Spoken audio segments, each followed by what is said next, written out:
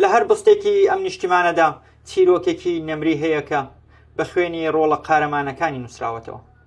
ڕۆژی هەینی لە شار و دەواازەی پێنجون شاهیدی دیمەنێکی پڕشکۆ و واتادار بووین کە جارێکی تر سۆزی نیشتیمان پەروەری و پێگەی پڕ لە قوربانی و شەهیدانی لە دڵماندا بوژاندەوە. لە هەڵمەتێکی نیشتیمانی مەزن و کاریگەردا بە ناوی زاگرۆسانە جەماوەرێکی دڵسۆز و بە پەرۆژ کۆبوونەوە و ئەمڵگەی کۆبوونەوەکەیان شوێنێکی پیرۆز بوو، گڵکۆی شەهیدانی ڕێگای ڕزگاری نیشتیمان.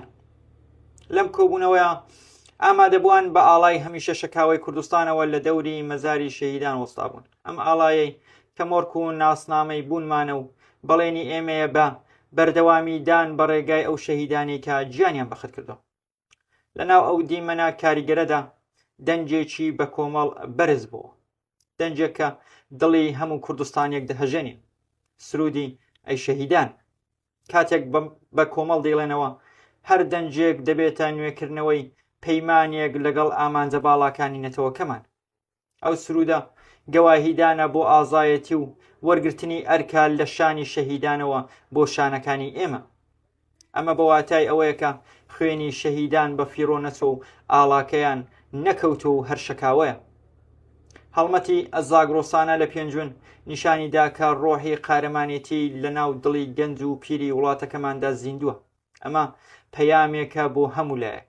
ئێمە بە زیندوی و ئیرادەیەکی پۆڵاینەوە ڕێگای قوربانیەکانمان تەواو دەکەین. ئێستا با بەشێک لەو دیمەنە بەرز و شکۆمەندانە ببینین کە چۆن گڵکۆی شەهیدانی پێنجون بۆتە مەنزڵگەی دڵسۆزی و خۆشەویستی نیشتمان.